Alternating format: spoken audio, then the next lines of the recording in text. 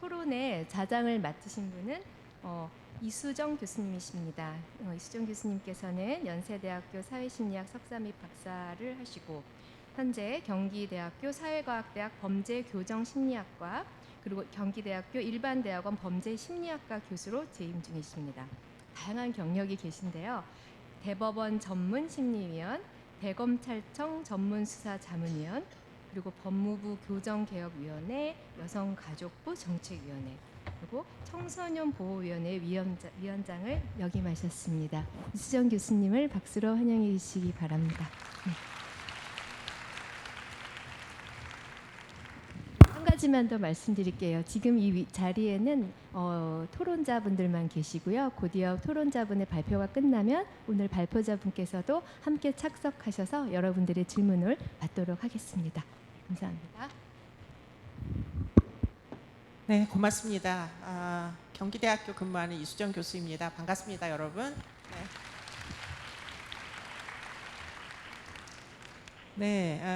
지금 발표를 저희가 5건의 발표를 들었고요. 5분의 이제 발표자분들께서 굉장히 많은 주제의 발표를 해주셔서 그것에 대하여 이제 토론자분들도 여러 가지 코멘트를 준비를 해오셨습니다. 그래서 코멘트나 질문에 대하여 이제 토론 세션을 갖도록 그렇게 하겠습니다. 지금 제일 먼저 토론에 임해 주실 분은 지금 KDI 공공행정학과의 김태종 교수님이시고요. 김태종 교수님은 서울대 경제학과를 나오시고 미시건에서 박사를 하시고 그리고는 지금 국제정책대학원 교수로 지금 KDI에 계시고요. 세부 전공은 공공경제학인 것으로 알고 있습니다. 토론 부탁드립니다.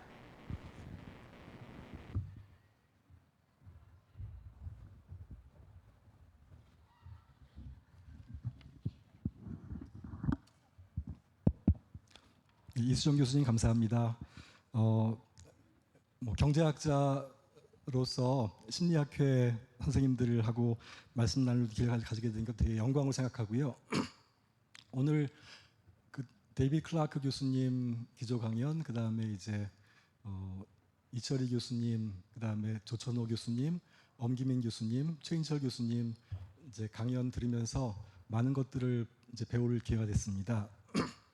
이제 마지막 강연하신 최인철 교수님 말씀 들으면서 그 코비드 기간 동안에 제 경험을 반추해 볼 수 있었는데요. 처음에는 되게 이렇게 참담한 생각이 들고 이렇게 우울한 생각들을 금할 수가 없었지만 이렇게 개인적으로는 이렇게 우울감이 많이 늘어나지 않으면서 기간을 지냈던 걸 보면은 내성적인 사람이 아니었나 하는 생각이 들게 되고, 그 다음에 또 그 기간 동안에 또 여러 가지 경험들을 새로 하면서 코핑도 잘했던 게 아닌가 하는 생각이 들고, 그럼 코핑을 한 것 중에서 중요한 거 하나는 지금 이제 이렇게 경제학자로서 공부를 하고 그 다음에 또 정부에 재원도 하고 이렇게 하면서 해오던 일들에 대해서 이런 정도면은 되는 건가 생각을 했던 거가 한참 모자라는구나 이런 반성을 하는 그런 것들이 있었고, 이제 그 방향도 다시 생각을 하게 되는 게 있었고요. 이제 그러는 동안에 이제 또 도스토옙스키를 또 이제 읽게 되고 그러면서 이제 경제학자가 흔히 생각하는 이런 여러 가지 현상이나 변인들 말고 다른 것들이 되게 이제 깊은 문제가 있구나 이런 것들을 또 생각하는 그런 기회가 있었고요.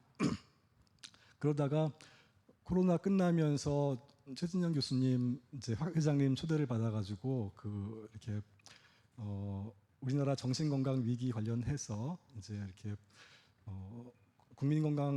국민경제자문회의에서 정신질환의 사회경제적 비용을 추계해보는 연구를 하는데 좀 이렇게 도와달라는 말씀을 들어가지고 그걸 통해서 이제 공부를 안 해오던 거를 이제 공부를 하고 특히 오늘 기조 강연 해주신 그 데이비드 클라크 교수님 뵙고 그 다음에 이제 그 클라크 교수님과 함께 이제 파트너가 돼서 영국의 그 IEPT 시스템을 디자인하고 이제 계속 이제 실행하는데 큰 역할을 하셨던 경제학자 파트너가 계신데 그 리차드 레이어드 교수님 이제 만나 뵙고 배우면서 되게 이렇게 눈이 뜨이는 그런 경험을 했던 것 같아요. 이제 그러면서 오늘 드리려는 말씀은 한 사람의 경제학자로서 이제 그 정신 건강과 공공 정책의 문제에 대해서 좀 반성적인 성찰을 담아서 이제 드리는 말씀이 되겠습니다. 두 가지 말씀을 드리려고 하는데요. 하나는 이제 뭐 클라크 교수님 말씀해 주셨던 정신질환을 위해서 CBT를 이제 우리나라에서 이제 앞으로 시도를 하고 또 정착시켜 나갈 텐데, 그런 거에 대해서 제가 공부를 하면서 경제학자로서 이런 것들을 좀 심리학자들이 좀 유의하시면 좋겠다 싶은 이제 그런 제언을 말씀드리려는 게 하나가 있고요. 또 하나는 이제 그 정신질환에 들어가기 전에 이제 정신질환의 예방을 위해서 또 더 적극적으로는 시민의 행복을 위해서 이제 정책 연구 어젠다가 있을 텐데, 이런 거에서 심리학자들과 다른 사회과학자들이 어떻게 협력을 하면 좋겠다, 이런 거에 대한 말씀을 드려보려고 합니다. 혹시 시간이 남거나 그 토론 뒤에 이렇게 다시 또 좀 말씀드릴 기회가 있으면은 오늘 말씀 들려주신 이철희 교수님, 그다음에 뭐 그 엄기민 교수님, 조천호 박사님, 최인철 교수님 말씀에 대해서도 나중에 좀 말씀 더 드릴 게 있긴 한데요. 이렇게만 일단 말씀드려보겠습니다. OECD의 이제 Health at a Glance라는 2018년 보고서에서 이제 그 유럽 국가들을 대상으로 해서 정신질환의 사회경제적 비용에 대해서 뭐 5가지 정도로 이제 구성 요소를 나누어서 추계하는 작업을 한 게 있습니다. 그래서 보면은 정신질환, 우울증이나 불안 같은 질환들이 있으면은 하나는 이제 일찍 사람들이 자살을 하든지 해서 이제 조기 사망을 해가지고 노동 소득이 상실되는 부분이 있고, 그 다음에 이제 죽지 않더라도 그 실업률이 늘어나는 부분이 있고, 실업하지 않더라도 이제 출근을 하더라도 이제 그 absenteeism, presenteeism 이렇게 해서 생산성이 떨어지니까 또 이제 소득이 감소하는 부분이 있고, 그 다음에 이제 또 이제 그 정신 질환이 추가로 있으면은 뭐 심장 질환이라든지 아니면은 당뇨병 같은 다른 질환에 이제 코모비디티가 있을 때 그 치료 비용이 훨씬 더 올라가는 그런 부분들이 있고, 그 다음에 이제 또 뭐 실업급여라든가 아니면은 산재보험 이런 같은 사회복지급여도 늘어나는 부분들이 있고, 이제 이렇게 5가지로 나눠가지고 그 추계를 이제 해보니까 유럽 국가 경우에는 이제 그 GDP의 평균 4% 정도가 나오더라, 이런 게 있었고요. 근데 요거는 이렇게 의도적으로 과소 추정을 한 그런 면이 있습니다. 그 말씀은 무슨 말씀이냐면은 이제 이렇게 뭐 자살을 했을 때 소득의 상실이 있지만 그거 이상으로 생명의 가치가 있기 때문에 그런 것들을 이제 추정하는 방식에서 이제 보수적으로 한 게 있고, 그 다음에 환자와 이제 환자의 가족들이 겪는 고통에 대해서는 이제 일부러 빼놓고 한 그런 것들도 있고 해서 그 사회경제적 비용이 훨씬 더 사실 큰데, 그거를 작게 잡아서 해봐도 GDP의 4%가 나오더라, 이제 이런 연구가 있었던 거고요. 그걸 갖다가 이제 우리나라 데이터를 최대한 이용해서 OECD 연구랑 비슷하게 해서 흉내를 내본 거를 해봤습니다. 그래서 5가지 요소에 대해서 이제 하는데, 자료의 한계로 인해서 정신질환 일반을 다 보지는 못하고 우울증 중심으로 해서 보고, 그 다음에 전체 인구를 다 보진 못하고 30세, 60세 인구에 한정해서 이렇게 한번 추정을 해봤는데요.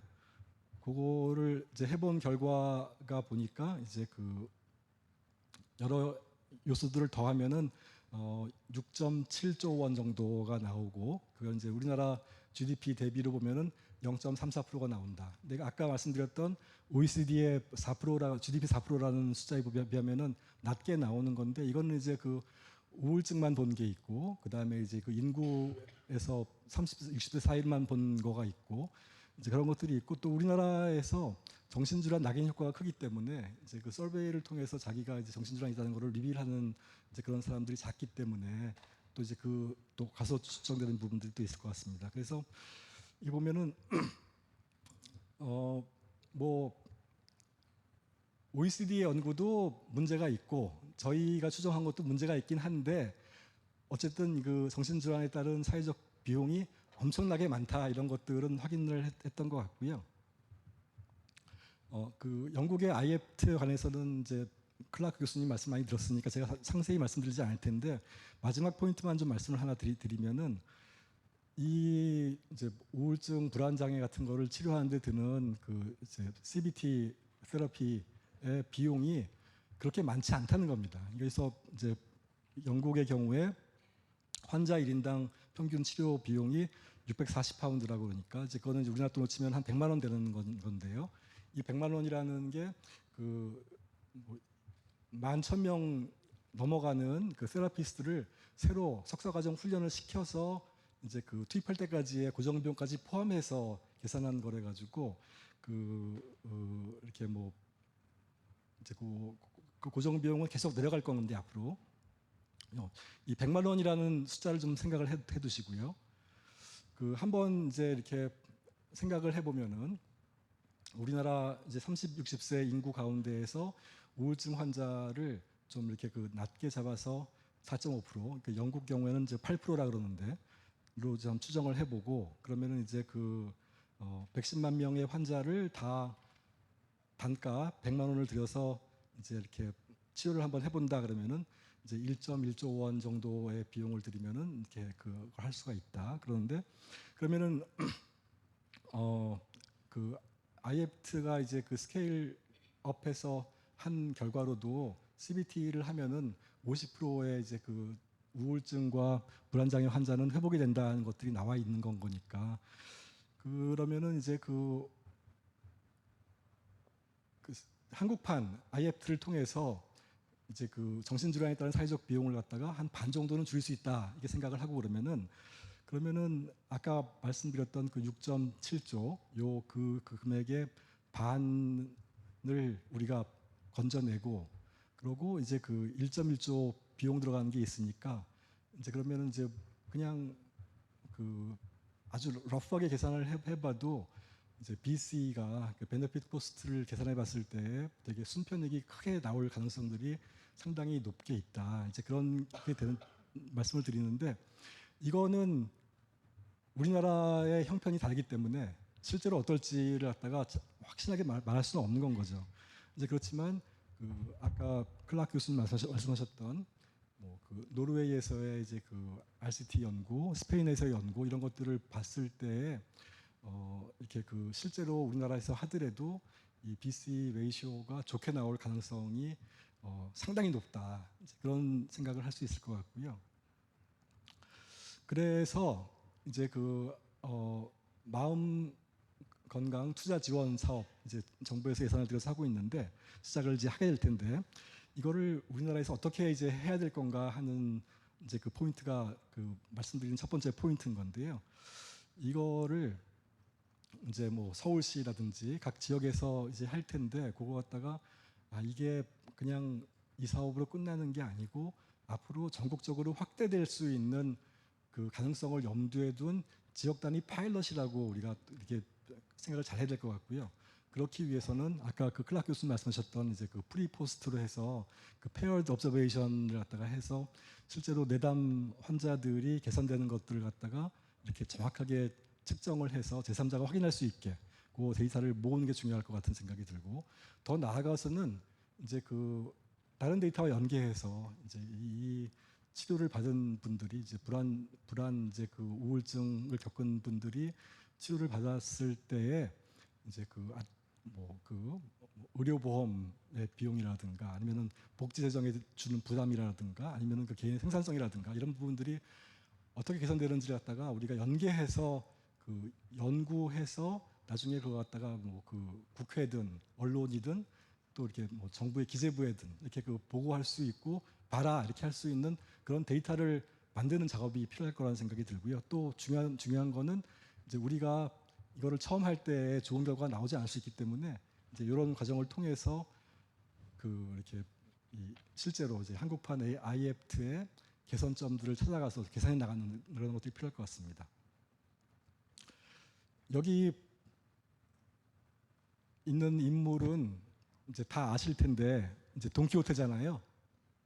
돈키호테가 이 쓰고 있는 모자가 그 이발소의 세숫대야라는 겁니다. 근데 이제 이 돈키호테는 이게 이제 그 이렇게 무어 전사의 전설의 투구라고 생각을 해가지고 이거를 내가 이제 쓰고 있으면은 그러면은 이제 이렇게 불굴의 뭐 용사가 된다 이렇게 해서 이발소 주인하고 격투를 해가지고 뺏어가지고 자랑스럽게 쓰고 있는 그런 건데 제 도스토옙스키 읽은 얘기를 말씀드렸지만 다음 리딩 리스트에 있는 게 이제 세르반테스인데요.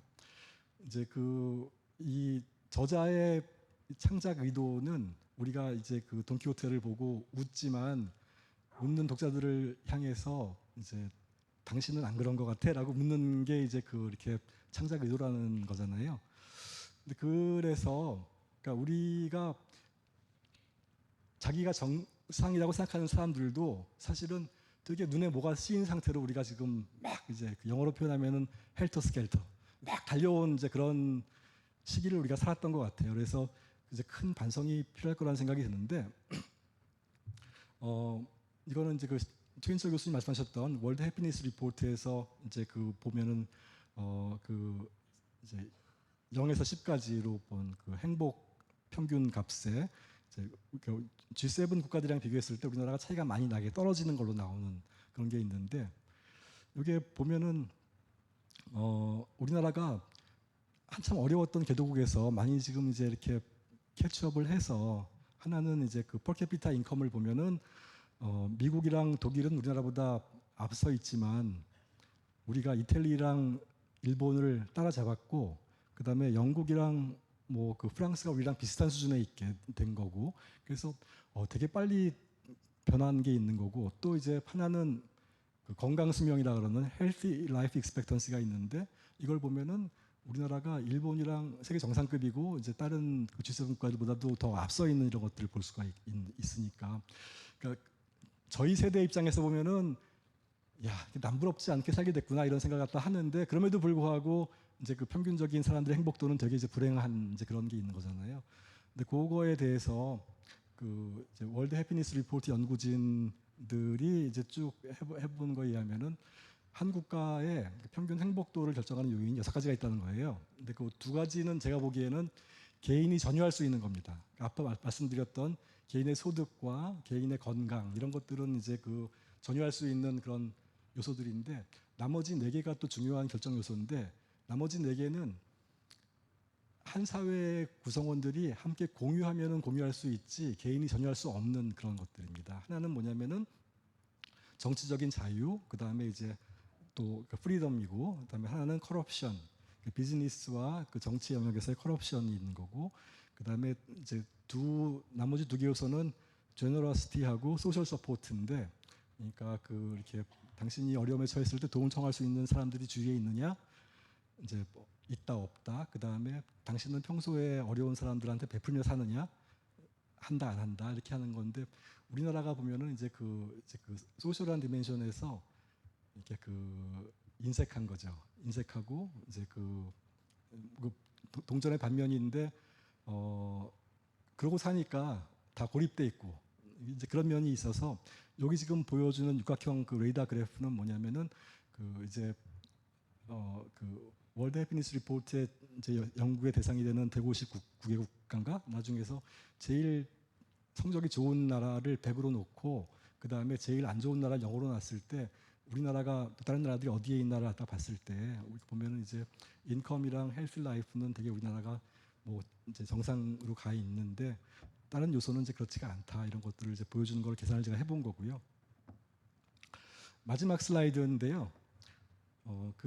이렇게 이런 시각에서 이제 공부를 하고 데이터를 다시 보게 되고 이러면서 이렇게 떠오르는 이미지가, 제가 되게 어렸을 때 봤던 이렇게 자연 다큐멘터리가 있었는데, 뷰티풀 피플이라는 게 있었어요. 근데 그게 피플이 아니고 사실은 이제 아프리카 사바나의 동물들에 대한 이제 다큐멘터리였었는데, 거기서 봤던 영상 중에 하나가 뭐냐면 이렇게 아프리카 어느 지역의 주민들이 원숭이를 왜 잡는지 모르겠는데 잡으려고 그럴 때 되게 입구가 좁은 항아리에다가 먹이를 두고 이렇게 하면은 원숭이가 손을 집어넣어서 이제 그걸 잡으려고 그러는데, 손을 풀면은 손을 뺄 수가 있는데 먹이를 움켜쥔 채로는 손을 못 빼는 건 거죠. 그러면 이제 잡힌다는 거예요. 근데 어떻게 보면 이제 우리나라 현대가 다 그런데 특히 우리나라가 더 심하게, 그러니까 이제 그 움켜진 거를 못 놓고 이제 그 공포에 이제 그런 게 있지 않나 하는 생각이 들어서 혼자서는 행복할 수 없다 이런 깨달음을 우리가 좀 가질 필요가 있다 이런 생각이 들고, 그래서 주위를 둘러보고 움켜진 손을 놓을 줄도 알고. 그런데 이런 거가 그 이렇게 지금 옆에 지금 소개하고 있는 책인데, 그러니까 이제 제가 이번에 본 책 중에 하나는 Thrive, 그 클라크 교수님과 그 레이어드 교수님 공저하신 책이고, 또 하나는 그 다른 분이신 그 레이어드 교수님의 단저인데 Can We Be Happier라는 책을 되게 감기게 봤었는데, 이 책에서 보면은 뭐 기업에서, 정부에서, 학교에서, 가정에서, 지역 사회에서 여러 가지 그 이렇게 그 행복의 수준을 높일 수 있는 프로그램들이 있고, 그런 프로그램에 대한 평가가 돼 있고, 이런 것들을 쭉 소개를 하셨어요. 그래서 그 핵심은 뭔 것 같으냐면은 사람과 사람과의 관계에 있어서 상대방을 존중하면서 이제 그 대하고 이야기를 하고, 또 반대로 존중받는 경험을 하고, 이거가 사람을 변화시키는 이런 것들이 그 프로그램들이 요체인 것 같아요. 이런 거를 우리나라에서 이제 이렇게 시도를 해보고 또 평가를 해보고, 그런 다음에 이거는 재정을 치러서 이제 확산시킬 필요가 있다 이런 것들이 확인되면은 또 그걸 또 그렇게 하고, 이런 작업들이 필요하지 않은가 하는 생각이 들고요. 그러기 위해서는 이제 그 이렇게 심리학자 선생님들과 뭐 그 교육학자, 그 다음에 경영학자, 또 이렇게 뭐 정책하는 분들, 이런 분들이 다 같이 협력해가지고 이런 것들을 이제 그 시도해보고 평가해보고 또 이제 확산시키는 이런 작업들을 같이 해야 되지 않을까 그런 생각을 해봤습니다. 예, 여기서 마치겠습니다. 감사합니다. 네, 감사합니다. 작은 발표를 또 하나 들은 것 같아서 아주 기쁜 마음이고요. 지금 김태종 교수님은 지금 아까도 말씀하신 대로 정신건강과 이제 어떤 사회 경제적인 비용과 연관된 그 최근에 연구를 하신 것으로 알고 있고요. 그런 차원에서 보면 아까 말씀하신 대로 마음 건강, 뭐 마음 투자 사업 이런 부분에 대해서도 상당 부분 이론적으로 서포트하실 수 있는 그런 자질, 재능이 있으신 걸로 알고 있습니다. 저희가 만약에 7월 달부터 시작되는 이 사업에 대한 여러 가지 실증적인 자료를 축적할 수 있다면 김태종 교수님께서 다시 한번 이제 어떤 효과성 검증 이런 것들을 할 수 있는 기회가 있었으면 좋겠다 이런 마음이 듭니다. 그 다음으로 두 번째 토론자분은 김명철 선생님이십니다. 김명철 선생님은 지금 이제 책자에 있는 대로 지금 지구를 위한 마음이라는 책을 쓰신 유명하신 분이고요. 지금 서울대에서 심리학으로 박사를 하시고 지금 다양한 이제 그 강연과 저서를 가지고 있으신 분이십니다. 네, 소개드립니다. 김영철 선생님이십니다. 네.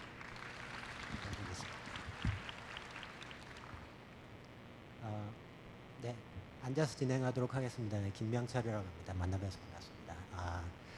제가 지금 그 목소리도 떨리고 몸이 굉장히 떨리는데요. 그게 이 영광스러운 자리에 이제 토론 발표를 맡게 돼서 그런 건 아닌 것 같고요. 이게 이 장내가 좀 추웠어요 오늘. 그렇죠. 그래서 이게 추워서 몸이 떨리다 보니까 또 롤러코스터 이펙트에 의해서 또 이 자리에 있는 게 더 경외스럽게 느껴지고 하기도 합니다. 그래서 아마도 저를 떨리게 만들어서 경외심을 느끼게 해주시고 싶었던 우리 노련한 심리학자이신 우리 정윤경 선생님의 안배가 아니었나 하는 생각이 들고요.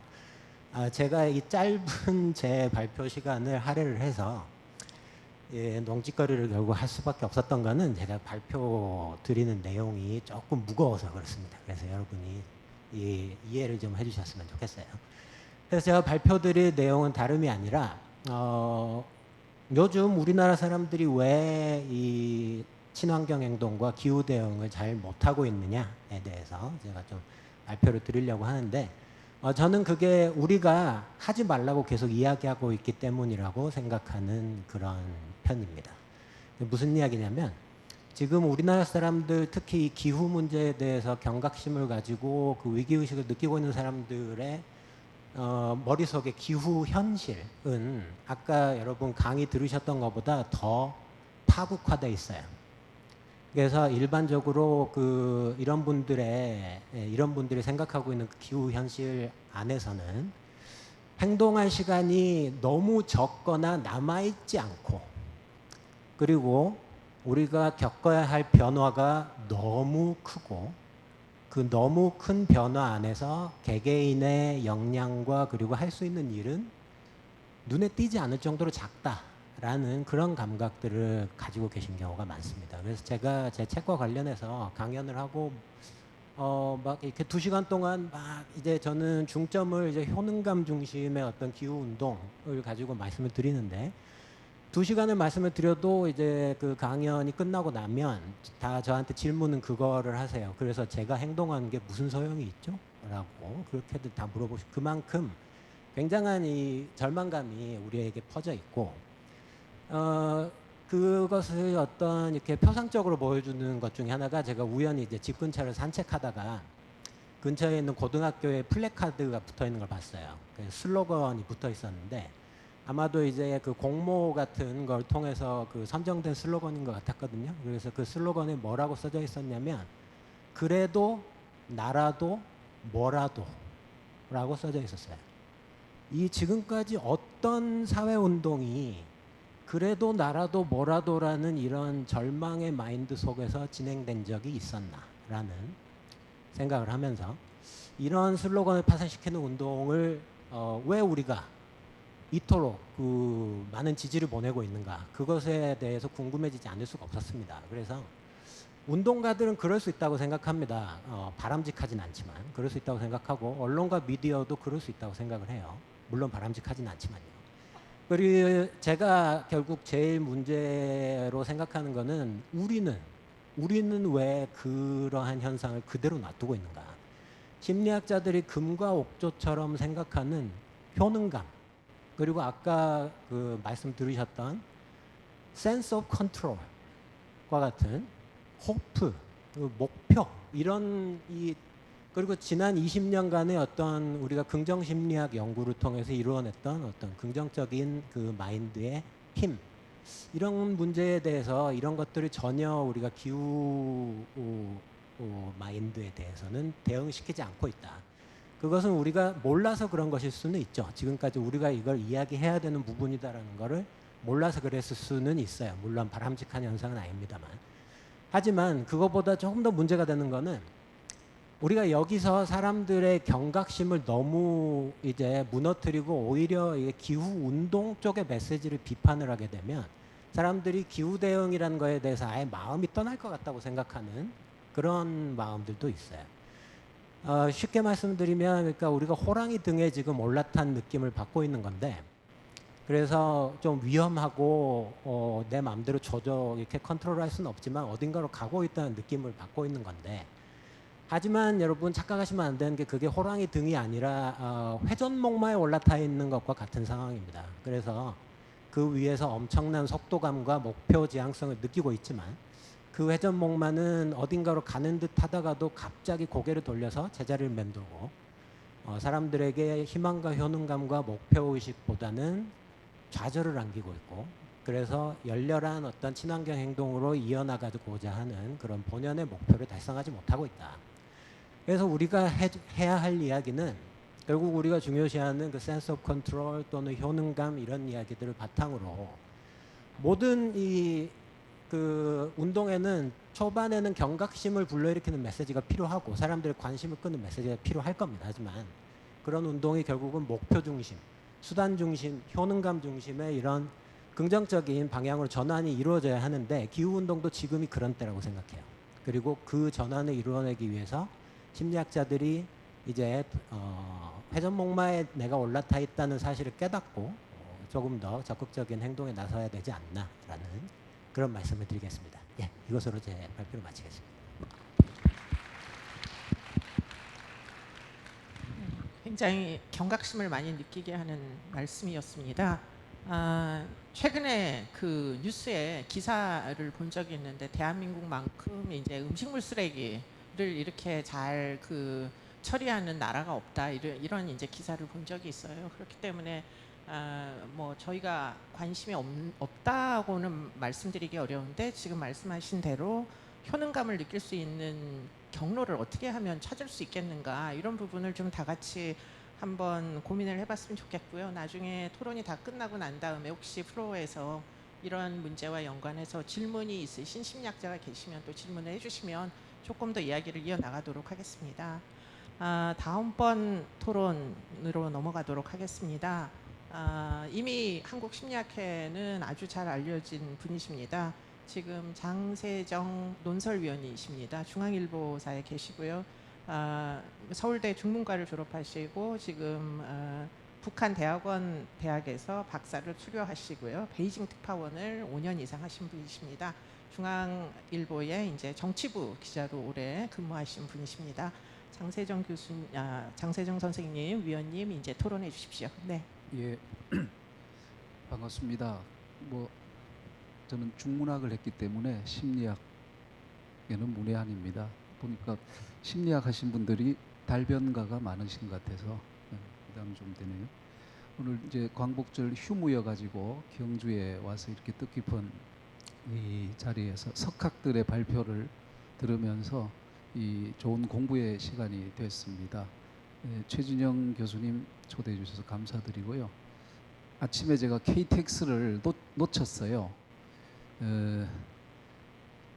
7시 50몇 분인데 평소처럼 여유 있게 9시 반 KTX라 생각하고 여유 있게 뉴스도 좀 보고 이렇게 오려고 하다가 혹시나 싶어서 체크를 했더니 그때 이제 KTX가 출발한 직후였어요.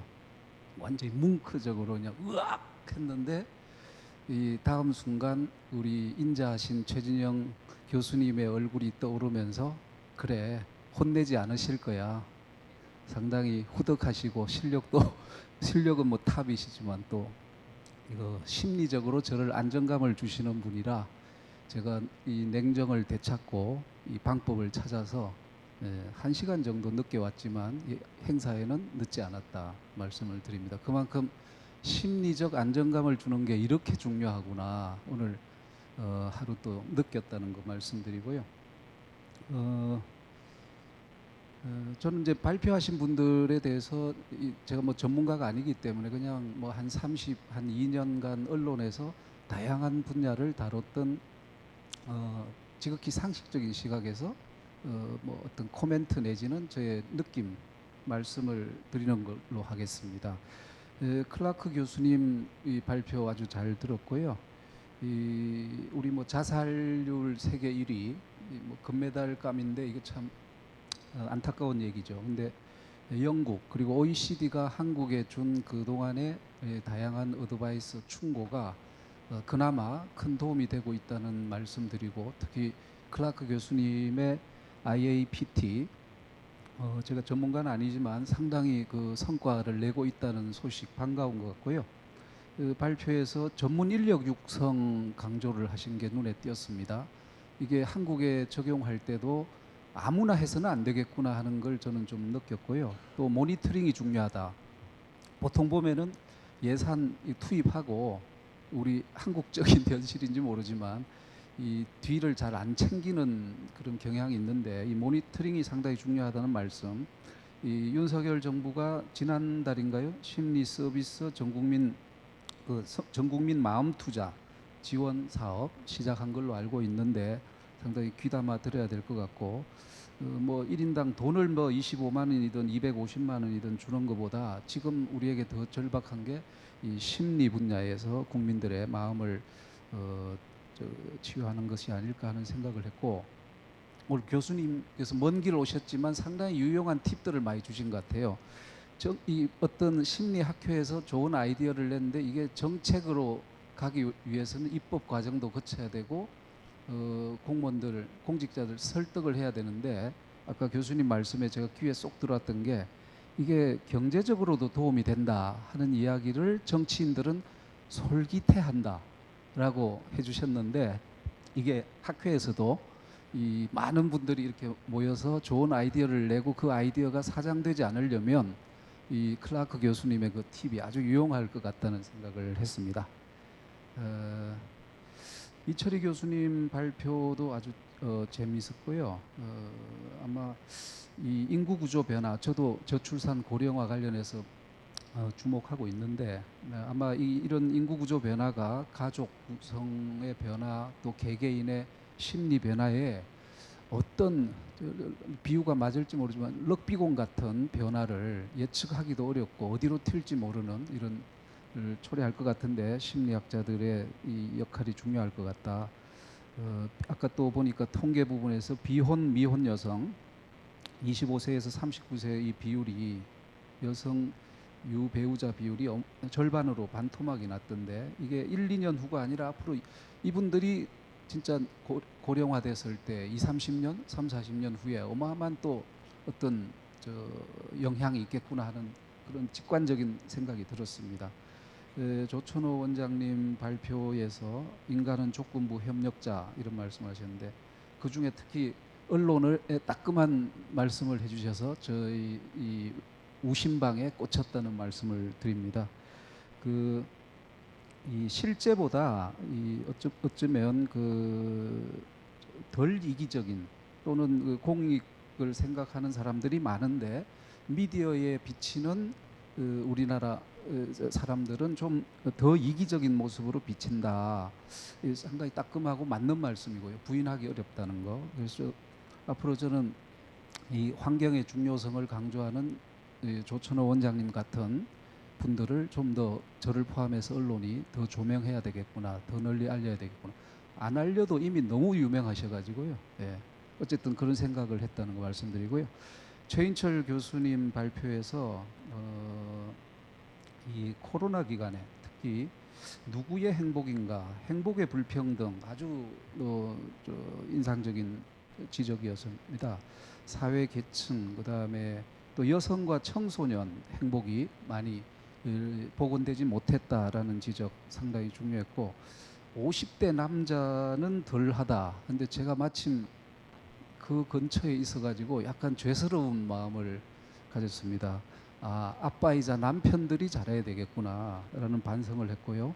또 동시에 이따 질문이 될 수도 있지만 그렇다면 우리 정부는 이런 조사, 코로나라고 하는 상당히 팬데믹 기간에 국민이 받은 상처, 불행, 이런 마음의 이런 것들의 문제에 대해서 우리 정부가 이런 분석을 제대로 파악하고 있는지, 그다음에 정부는 이에 대해서 어떤 대책을 제시할 것인지 이게 상당히 저는 궁금합니다. 그래서 언론도 이 부분을 주목해야 될 것 같고요.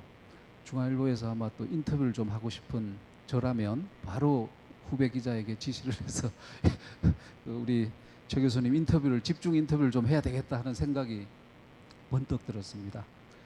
마무리 부분은 제가 갖는 짧은 생각인데 지금 많이 덥잖아요. 그리고 이 학회가 끝나는 8월 17일 밤이면 밤에도 아마 25도 이상이 유지가 되면 역대 최장 열대야가 될 겁니다. 학회가 끝날 때. 저는 이제 우리가 또 이 폭염이 지나면 또 금방 잊어버리고 하지 않을까 하는 생각이 듭니다.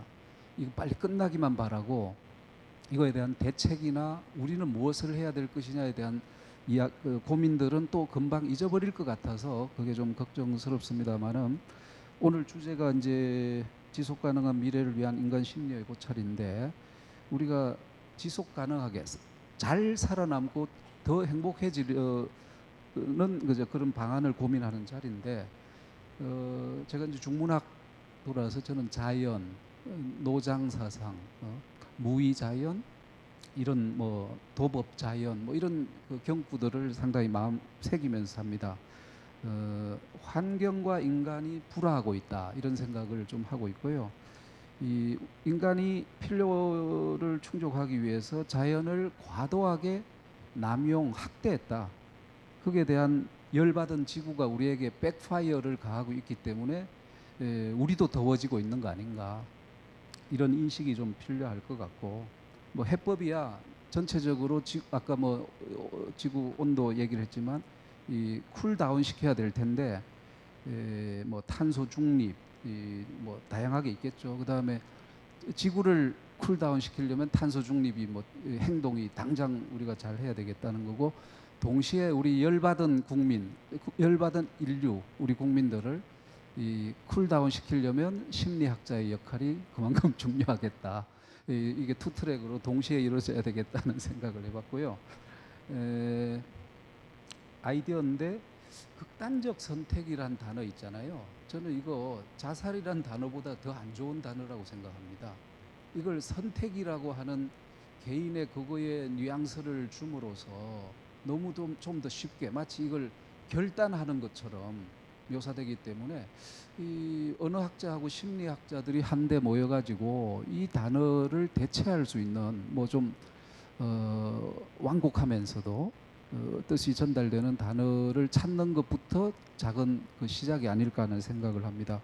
그다음에 이제 환경과 관련해서 번뜩 든 아이디어는 오늘 제가 KTX를 놓쳤지만 다른 대안을 왔지만요. 최근에 만난 그 정래권 기후 초대 외교부 기후변화 대사의 아이디어인데 저는 너무 공감을 하기 때문에 이 탄소 배출이 거의 적은 그 철도망을 대폭 확충해야 된다. 그럼 철도망을 일본은 성공했는데 이걸 확충하는 방법은 뭐냐? 예비 타당성 조사를 할 때 탄소를 저감한 만큼을 효용으로 카운팅을 해주라. 그러면 이게 예타 통과가 훨씬 더 잘 될 것이다. 이거거든요. 사실은 이 콜럼버스 달걀 같은 아이디어인데 이거 좀 정책 입안자들이 좀 많이 참고해야 될 것 같고, 우리가 인구 전략 기획부를 뭐 신설한다고 하는데 우리 클라크 교수님 영국에는 외로움 장관 보니까 완전히 독립적인 부서는 아니고 최용민 시민사회 장관에게 겸직을 시켰더라고요. Minister for Loneliness인데 저는 이게 인구 전략 기획부 신설도 좋지만 보건부를 분리하든 아니면 이 인구 전략 기획부 안에 최소 차관급 또는 뭐 장관급이 될 수 있는데 여기에 심리학자가 좀 들어가서 입각을 해서 이 국민들의 마음의 문제, 물질의 문제가 아니라 마음의 문제 부분을 푸는 역할을 해줬으면 좋겠다 이렇게 생각합니다. 끝으로 하여튼 심리학회에서 이렇게 큰 학술 대회를 하면서 제시되는 다양한 아이디어, 지혜가 사장되지 않고 정책에서 잘 반영되기를 바랍니다. 아울러 언론인의 한 사람으로서도 그런 측면에서 좀 노력하겠다 하는 말씀으로 제 말씀을 마치겠습니다. 감사합니다. 네, 토론이 발표 못지않게 재밌는 건 제가 처음인 것 같으네요.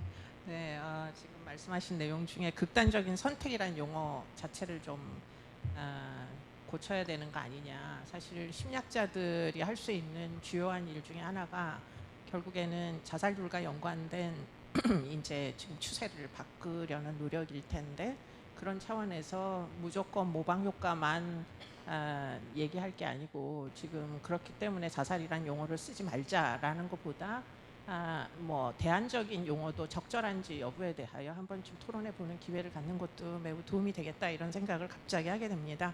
네, 오늘 굉장히 흥미로운 토론 잘 들었습니다. 그 다음에 마지막 토론자는 김향숙 교수님이십니다. 김향숙 교수님은 지금 서울대학교의 교편을 잡고 계시고요. 그 전에 미시간 대학에서 박사를 하시고 서강대학교에서 교직을 하시다가 지금은 서울대학교로 옮기신 것으로 알고 있습니다. 네, 마지막 토론 부탁드립니다. 김 교수님. 네, 안녕하세요. 방금 소개받은 서울대학교 심리학과의 김양숙입니다. 네, 반갑습니다. 제가 제 발표 순서를 듣고 나서 저희 운명을 직감했습니다. 빨리 해야겠구나.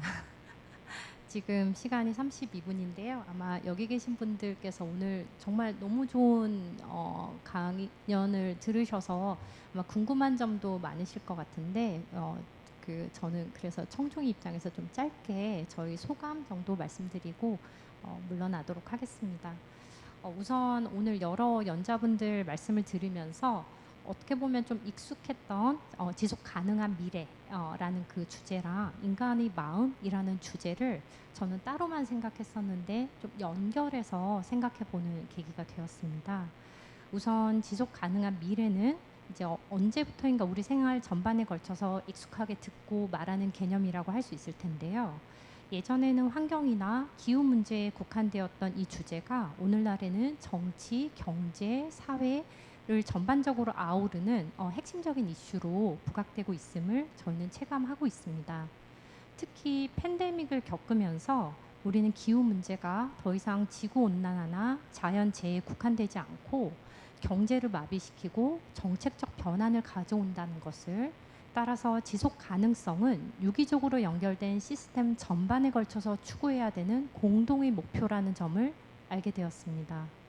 그런 점에서 지속 가능성이라는 주제는 특정 분야에 국한되지 않고 전 지구적이고 포괄적인 이슈이고, 오늘 연자분들의 발표가 인구 문제에서부터 기후위기, 자연재해, 정신건강의 문제 등 다양한 영역에 걸쳐 이르는 것도 이를 설명하는 단적인 예가 될 것입니다. 지속 가능성에 대한 논의는 포괄적인 동시에 우리도 다 같이 느끼겠지만 굉장히 시급한 이슈이기도 합니다. 언제부터인가 우리는 눈부신 발전 이런 말을 쓰기보다는 지속 가능성이라는 논의를 더 많이 하기 시작했는데요. 이건 어쩌면 우리가 이미 발전의 정점에, 그렇게 믿고 싶진 않지만 도달해 있고, 그리고 우리가 타고 있는 열차를 계속 움직여서 인류의 역사를 지속하기 위해서는 지금과는 다른 삶의 방식과 목표가 필요하다는 것을 의미하지 않나 싶습니다. 이건 여담이긴 하지만 저는 제가 정말 그럴 줄은 몰랐는데요. 연료가 떨어져가지고 길에 자동차를 세워본 적이 있습니다. 그게 이제 굉장히 단순하잖아요. 기름이 없으면 차는 안 간다. 근데 그 단순한 원리를 제가 무시하고, 예전부터 자동차 경고등이 들어와 있었는데 그걸 무시하고 그냥 억지로 차를 몰다가 그만 이제 길에 갑자기 이제 차를 세운 경험이었는데요. 아마 여기 있는 우리 모두도 인류의 지속 가능성에 경고등이 들어왔다라는 것을 모르진 않을 것입니다. 아마도 그 다음 스텝은 그 지속 가능성의 위기에 대한 인식에서 더 나아가서 어떻게, 그러니까 지속을 가능하게 하는 방법을 모색하는 것이고, 그리고 그걸 실천하는 것이 아닐까 싶습니다. 다행스럽게도 어떤 실천이 필요한지에 대해서는 상당한 논의가 진행되고 있습니다. 다만 이러한 필요가 절박함이 되고 행동으로 나타나기까지는 당장 저만 해도 쉽지가 않습니다. 환경 오염을 줄여야 한다는 것을 모르지는 않는데 당장 텀블러 씻기가 귀찮아서 일회용 테이크아웃 잔에 커피를 마십니다. 그리고 벌써부터 이렇게 더우니 너무 큰일이야, 우리 애는 어떻게 살지? 이렇게 말은 하면서도 그게 저희 문제로 연결되지는 않고 나의 작은 행동이 전 지구적인 문제를 악화시킨다는 그런 연결고리를 체감하기도 쉽지 않습니다. 이런 점에서 오늘의 주제는 의미를 갖지 않나 싶습니다. 지속 가능한 미래라는 거시적인 문제를 다루기 위해서 우리는 그 변화의 중심에 선 사람의 마음과 행동을 이해할 필요가 있다라는 사실을 오늘 일련의 강의들을 통해서 상기하게 됩니다.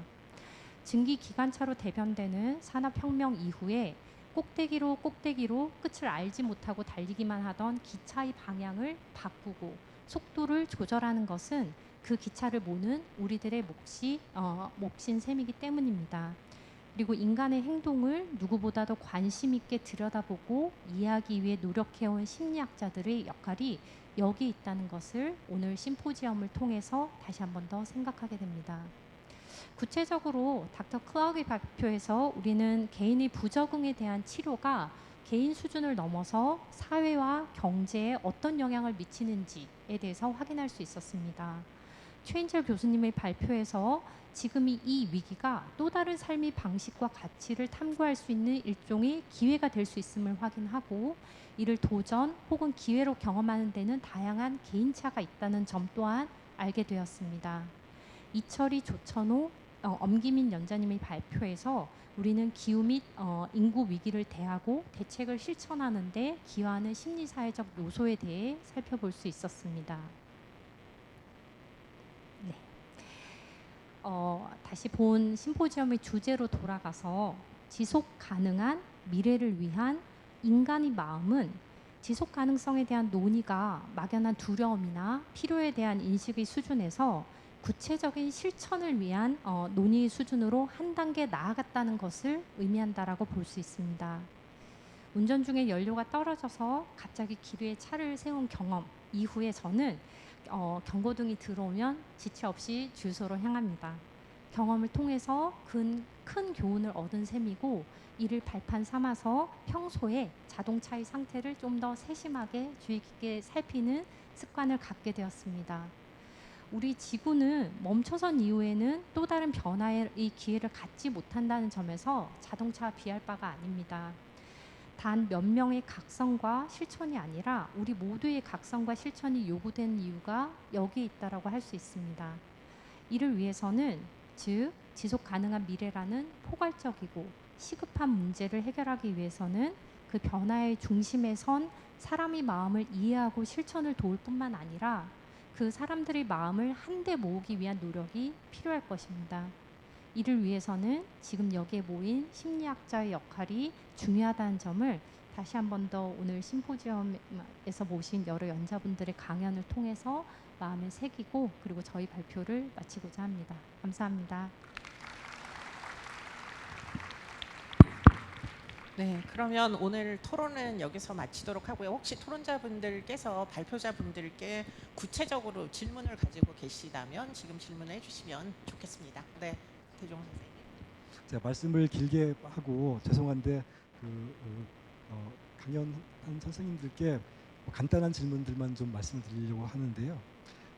그 장세정 논설위원님 말씀하신 중에서 정래권 대사님을 뵙고 말씀 듣다가 이렇게 기후위기 관련해 가지고 제가 이렇게 센스 오브 컨트롤이 없이 이걸 뭘 해야 되나 그러고 있다가 할 수 있는 것들이 있겠다 그런 생각을 하면서 이제 여러 가지 작은 일들을 이제 해보고 있는 중인데요. 조천호 박사님하고 엄기민 교수님께 좀 여쭈고 싶은 거는 이렇게 컨디셔널 코어포레이터 조건부 협력자라는 말씀하셨고 그다음에 이제 한국이 컬렉티비스트 컬처가 있다는 말씀하셨는데 그런 상황에서 이제 그 기후 위기를 위해서 보다 많은 사람들의 이렇게 그 기후 위기에 해법이 되는 행동들을 이끌어내기 위해서는 어떤 실천적인 함의가 있을까 그런 점들을 한번 좀 여쭙고 싶은 생각이 들었고요. 그다음에 다른 질문 하나는 이철희 교수님께 여쭙는데요. 여러 가지 이제 저출산 문제에 대해서 여러 가지 이론적 가능성과 증거들을 말씀해 주셨는데 혹시 이렇게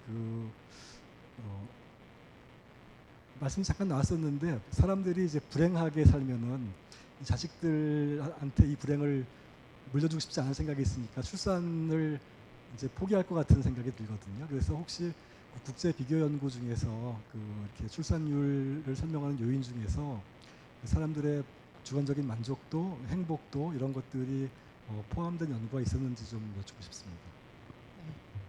네, 그러면 이것으로 일단 토론을 마치도록 하고요. 발표자분들께서 앞으로 나와주시면 같이 플로어에서 그 사이에 나오시는 동안 시간이 좀 있을 테니까 질문을 좀 받도록 하겠습니다. 혹시 질문 있으신 분들은 손을 이렇게 들어주시면 마이크를 좀 전달하도록 하겠습니다. 발표자분들은 앞으로 나와주십시오.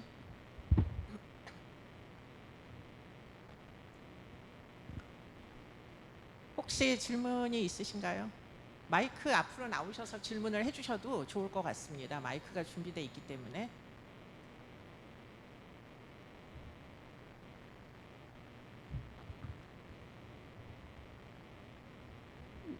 네, 말씀하시죠. 네, 안녕하십니까. 경북대학교에서 온 신유화입니다.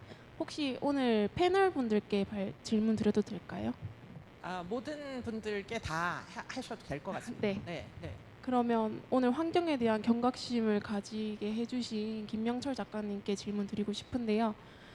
김명철 작가님께서 하셨던 말씀의 키포인트는 결국 효능감을 가질 수 있는 환경운동을 하여라, 목표 중심인 환경운동을 하여라라고 이해를 했습니다. 사실 저를 포함한 모든 분들이 환경에 대한 책임감은 모두 가지고 있고 그거에 대해서 어떻게든 행동으로 취하고 있을 거라고 생각하는데 사실 어떻게 취해야 할지 혹은 하더라도 이 과연 효과가 있을지에 대한 좌절감을 항상 느끼기 때문에 교수님께서 오늘 작가님께서 그런 딜레마를 아주 잘 콕 집어주신 것 같아요.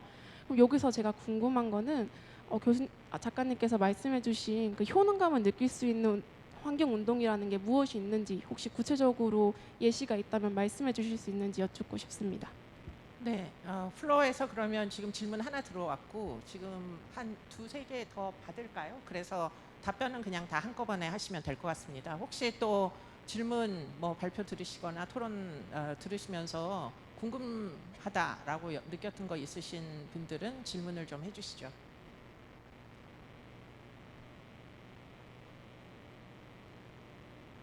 혹시 클라크 교수님께 질문하실 분 안 계신가요? 네, 말씀하시죠. 네.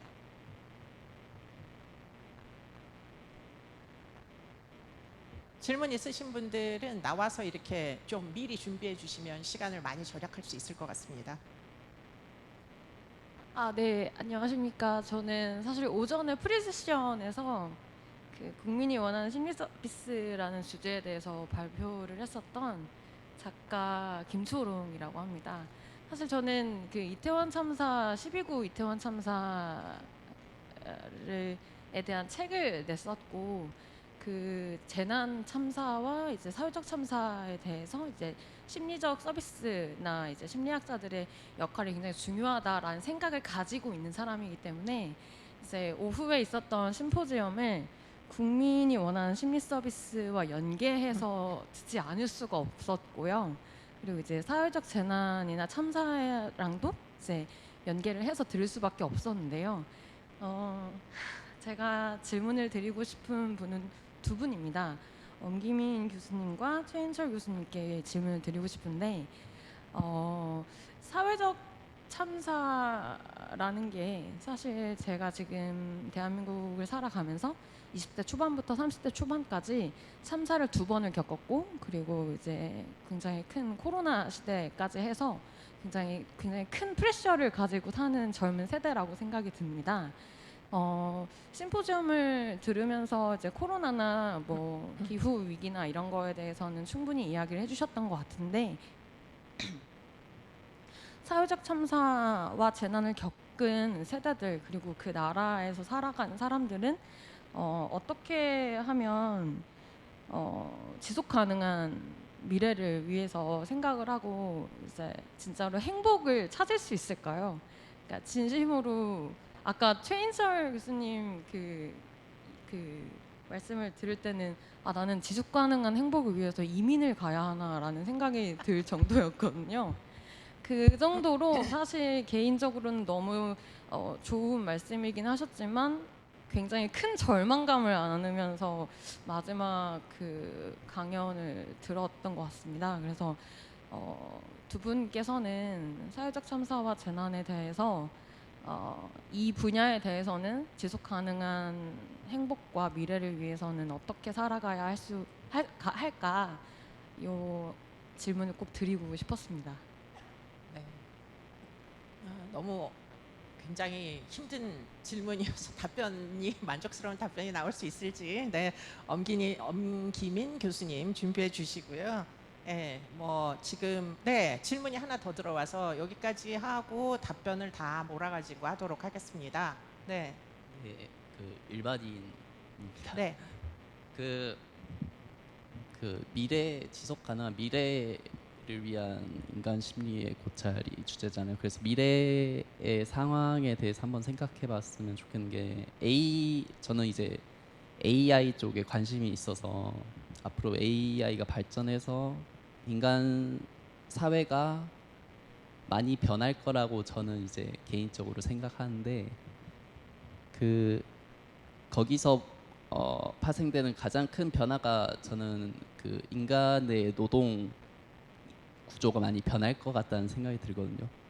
그것 관련해서 현재 그 한국형 IAPT 그거는 이제 지금 현재 노동 상황과 관련해서 데이터를 만들어내서 이렇게 그 한국형 이게 모델을 만든 건데 이거의 미래의 노동 구조가 많이 변한 상태에서 개인이 노동을 통해서 어떤 생산을 하고 그런 시대가 아닌 미래에서 새로운 양상에서 인간의 삶이 그 노동의 그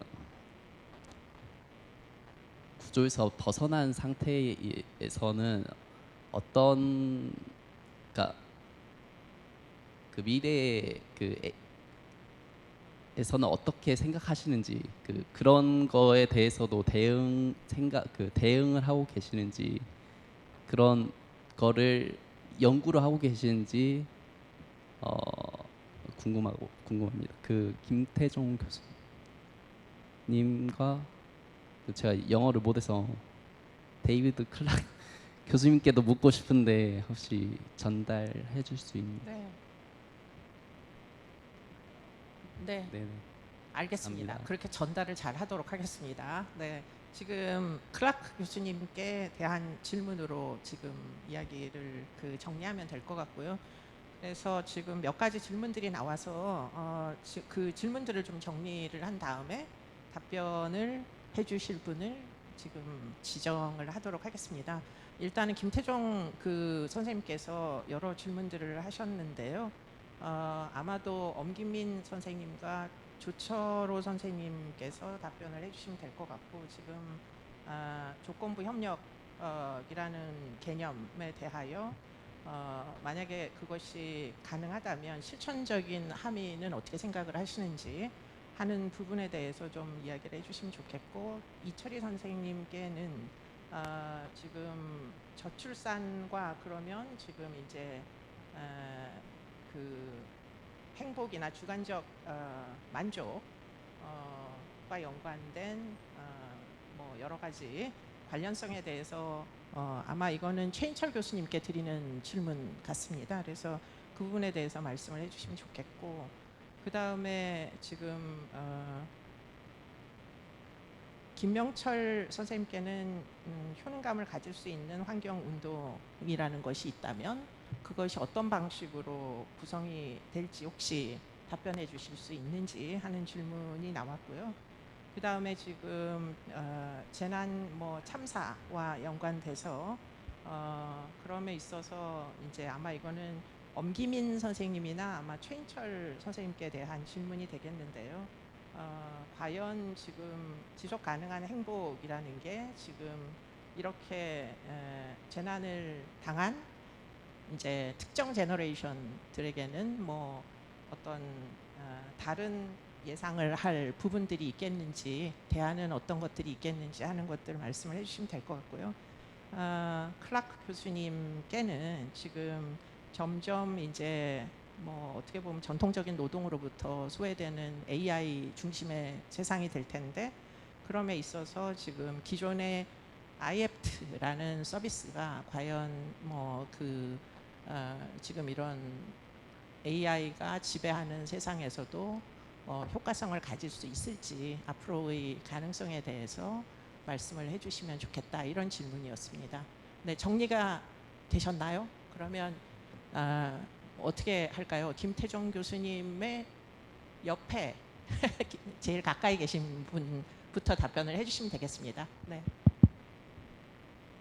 네, 뭐 조건부 협력자. 그러니까 우리 공동체는 그래도 이타성이 많음에도 불구하고 이게 왜 우리는 금방금방 이러한 이타성이 제도화가 될 수가 없는가에 대한 그런 어떤 질문이고. 그런데 뭐 인간의 역사를 이제 보게 되면 우리가 더 나은 세상을 만들었다. 그건 뭐 착한 사람이 많아져 갖고 더 나은 세상이 된 건 아니잖아요. 좋은 제도가 만들어져서 우리가 더 나은 세상이 만들어졌고 결국 그런데 그러한 제도를 만든다라고 하는 것이 그렇게 이제 수월한 일은 아니라고 제가 이제 이야기를 했었고 그래서 뭐 용기가 필요하다 뭐 그런 이야기를 했었고요. 여기서 이제 오늘날에 그러면 이 위험이다라고 하는 게 우리가 과거의 위험하고는 좀 많이 다릅니다. 우리가 눈앞에 있는 위험에 대해서는 우리가 즉각 굉장히 잘 대응을 하는 그러한 편이기는 한데 이 기후위기는 지금 눈앞에 보이는 위험이 아니죠. 우리가 눈앞에 보이는 위험에 대해서 보험사에서는 그 위험 자체를 보여주죠. 뭐 차량 사고가 났다, 그럼 뭐 깨져갖고 있는 모습을 보여준다라든가 이런 거를 통해서 이제 보험을 판매를 하는데 우리가 미래에 있는 위험, 그러니까 제 가장 대표적인 게 이제 은퇴 보험을 말하는데 우리가 은퇴 보험을 이야기를 할 때 이 보험을 안 들어놔서 미래 이제 지질이 궁상으로 사는 이러한 모습을 보여주진 않잖아요. 은퇴 보험을 보여줄 때는 항상 굉장히 좋은 장소에서 백발로 곱게 늙은 두 노인이 나와서 우아하게 차를 마시는 굉장히 멋들어진 이러한 삶을 보여줍니다. 다시 말해서 우리가 미래 위험에 대해서 이야기를 할 때는 바로 지금보다는 우리가 훨씬 더 나은 세상에 대한 이러한 서사들, 그러한 이야기들을 우리가 얼마만큼 잘 만들어내느냐가 굉장히 중요하다. 우리가 만약에 그러한 이 은퇴 보험을 갖다가 만약에 계속 그렇게 이 보험을 안 들으면 이게 이제 너는 지질 궁상으로 못 산다, 이걸 계속 반복적으로 이야기를 하면 우리 인간의 심리는 짜증을 낸다라고 그렇게 이야기를 해요. 그렇기 때문에 궁극적으로 얼마나 우리는 미래 더 나은 세상을 만드느냐, 이 서사를 만드는데 아마 이런 기후 위기라든가 지구 위기를 극복할 수 있는 이러한 것들이 거기에 있을 거다라고 저는 그렇게 보고 있고요. 근본적으로 오늘날의 이 위험이다라고 하는 이 자체, 여기에 대해서 그 이제 독일의 사회학자인 울리백이 위험사에서 뭐라고 이야기를 하냐면 과거의 위험이라고 하는 거는 다 결핍 때문에 일어났고 외부로부터 오는 위험이다. 그러니까 뭐 홍수가 났다 보니까 우리가 뭐 뚝이 없다라든가, 그다음에 뭐 가뭄이 들었는데 뭐 댐이 없고 저수지가 없고, 그다음에 뭐 이 질병이 도는데 보건 시설이 시원치 않고, 이런 결핍 때문에 일어난 위험들, 이거야말로 우리가 경제 성장, 그다음에 과학 기술을 통해 갖고 굉장히 빠른 시간 안에 이러한 문제를 해결했고, 대한민국이 이거를 굉장히 또한 빠른 시간 안에 해결했던 이러한 위험이기도 합니다. 그렇지만 오늘날의 위험이라고 하는 거, 뭐 환경의 위험, 그다음에 뭐 기후 변화, 이런 것들은 이건 결핍 때문에 일어나는 게 아니에요. 오늘날 우리 인간의 그 과잉으로 인해서 일어난 우리 내부로부터 일어나는 이러한 문제들이거든요. 결국 우리 내부로부터 일어났다. 결국 이거는 우리 인간의 심리라든가 이런 거부터 다시 한번 점검을 해야만 이 문제를 해결할 수 있는 위험이다라고 저는 그렇게 보고 있습니다. 네, 혹시 김명철 선생님 더 보태실 말씀 있으신가요? 아니요, 없고 제 질문에 대한 답, 네, 제가 그렇게 하시면 되겠나요? 네. 그리고 그다음 그 발표자분께서 질문에 답변해 주시면 되겠습니다. 네. 옆에 최인철 선생님 계십니다. 네. 예, 저에게 직접적으로 들어온 질문은 우리 김초롱 작가님이 하신 질문이 있고, 그다음에 김태정 교수님이 이철희 교수님에게 질문하셨는데 저한테도 해당된다고 얘기를 하셨기 때문에 그 부분도 잠깐 의견 드리도록 하겠습니다. 두 번째 부분부터 말씀드리면, 김태정 교수님이 이제 이철희 교수님께 질문하실 때 이런 주관적인 어떤 만족이나 행복이 출산이나 출산 의도에 영향을 준다는 연구가 있는지 말씀하셨는데요.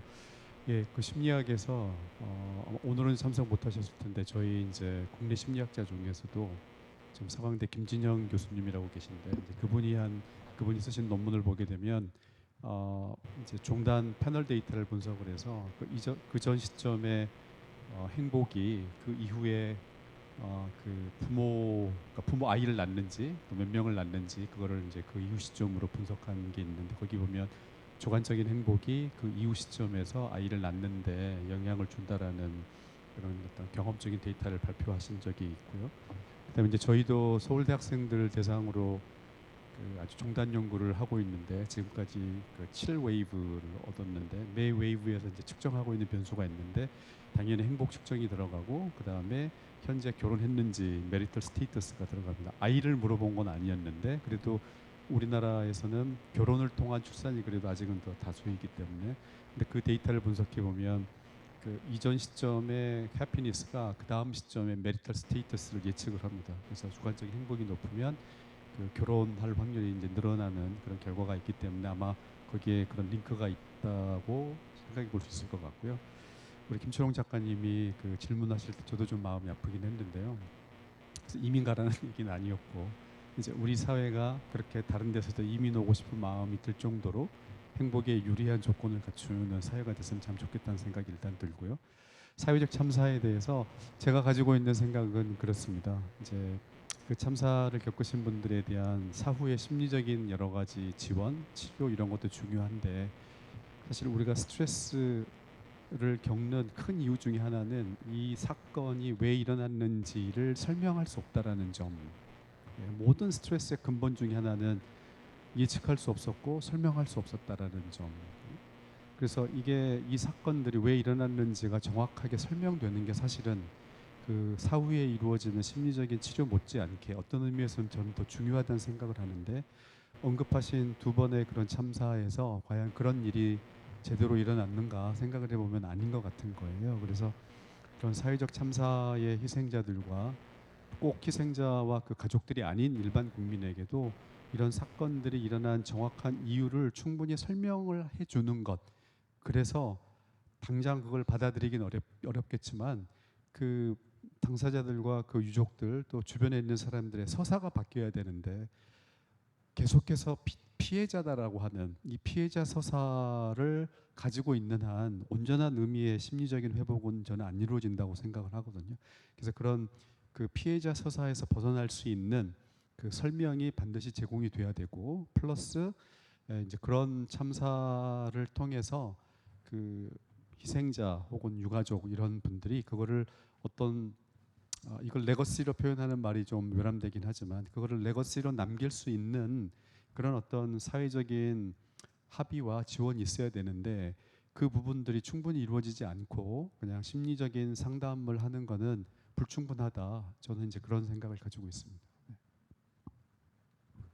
네, 지금 엄기민 선생님 혹시 지금 이야기하는 내용들 중에 혹시 보태실 말씀 있으신가요? 아까 이제 김태종 교수님께서 말씀하셨던 질문 중에 이제 한국 사회에서 그러면은 어떻게 하면 변화를 이끌어낼 수 있을까 이런 것에 대해서 말씀해 주셨는데 이제 한국 사회가 갖고 있는 특징들이 여러 가지가 있잖아요. 근데 이제 한 가지로 집단주의적이다라는 생각을 하게 되면은 일단 아무래도 많은 사람들이 다른 사람의 시선을 의식하는 경향들이 많은 것 같아요. 그렇다 보니까 이제 제가 발표 중에 잠깐 얘기했던 것처럼 이제 사회적인 규범을 어떻게 만들어 가는지가 되게 중요할 것 같고 그러면 제 생각으로는 이제 집단주의적인 사회에서는 그 사회적 규범에 굉장히 센시티브하게 반응할 것 같다라는 생각을 가지고 있고요. 그리고 그런데 이제 한 가지 생각해야 될 점은 이제 규범 자체가 없는데 그러면 어떻게 규범을 만들어야 될 거냐 이게 또 되게 어려운 문제일 것 같은데 이제 최근의 연구들을 보면은 규범 자체가 현재는 많이 갖추어지지 않더라도 조금씩 많은 사람들이 이 문제에 동참하고 있다라는 어떤 메시지라든지 그런 정보를 받게 되면 사람들이 그러면 우리 사회가 이쪽 방향으로 가는구나. 그럼 나도 같이 동참해야 되겠다라는 태도라든지 또 행동과 같은 동기를 보여주는 것들을 연구 결과가 나와 있거든요. 그러면 그런 방식들을 좀 이렇게 집단주의적 사회에서 적극적으로 차용해서 사용할 수 있을 것 같다는 생각을 하고요. 그리고 조금 전에 이루어졌던 토론이랑 이제 같은 맥락에서 저도 조금 더 포지티브한 프레임이 필요할 거라고 생각을 합니다. 그러니까 조금 이렇게 굉장히 좀 디프레싱한 메시지들이 되게 많은데 최근에 보면 그러면 이제 사실은 어떻게 이제는 우리가 할 수 있는 게 별로 없구나 라고 생각을 하게 되면 이제 변화를 이끌어내기가 굉장히 힘드니까 조금 포지티브한 프레이밍 그리고 좀 리워드 중심으로 하는 행동 변화를 생각해 볼 필요가 있다라고 생각을 합니다. 네, 고맙습니다. 이철희 교수님, 네. 네, 김태현 교수님이 제가 잘 모르는 내용 질문했는데 최인철 교수님이 답변을 잘 해주셔서 저는 넘어가겠습니다. 감사합니다. 네, 그러면 Thank you. So I think the question was, would IAP service be effective in a AI-dominated world? And I think there are three things to say about that. First, AI is already helping IAPT.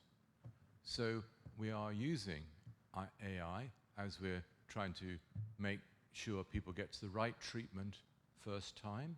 So we have some programs where if people contact an IAPT service, they're using AI to analyze the language and the words they use to help speed up getting the right diagnosis and getting into the right treatment.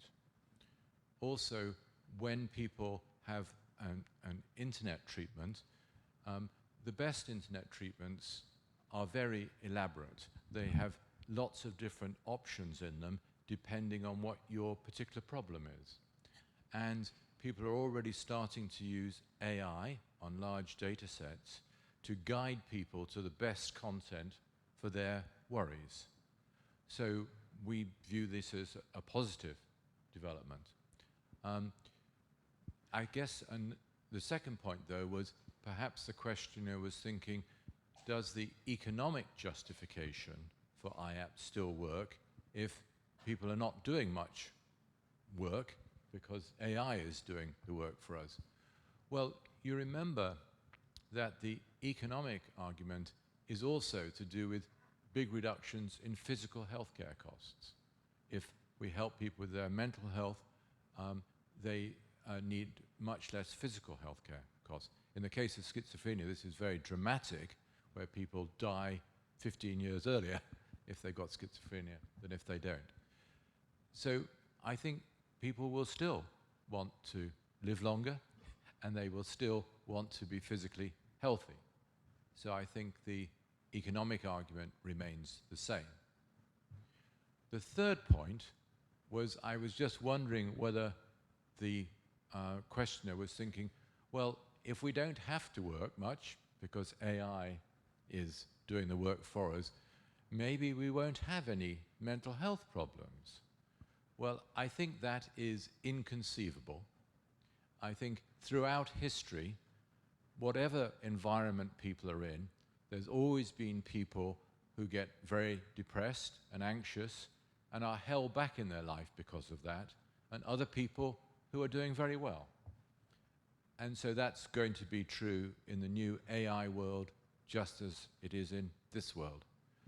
And psychology has a lot to say about that. The English playwright William Shakespeare summed it up very well in the mouth of his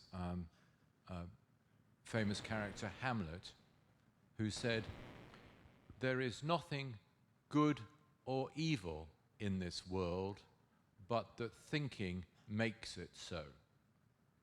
So it's not really the events that happen to you on their own that determine our emotional state. It's the way we think about those events. And that is psychology, and it will always remain psychology. 이 지금 말씀하신 내용은 번역이 다 돼서 지금 프로그램에 다 나갔기 때문에 그것으로 대신하는 것으로 하겠습니다. 이 정도로 이제 정리를 하려고 하는데요. 네, 회장님께서 끄덕끄덕 승인을 해주셔가지고 오늘 저희의 이 거대한 뭐 각종 어려움과 위기를 다 섭렵을 했던 이 세션은 정리하는 것으로 하고요.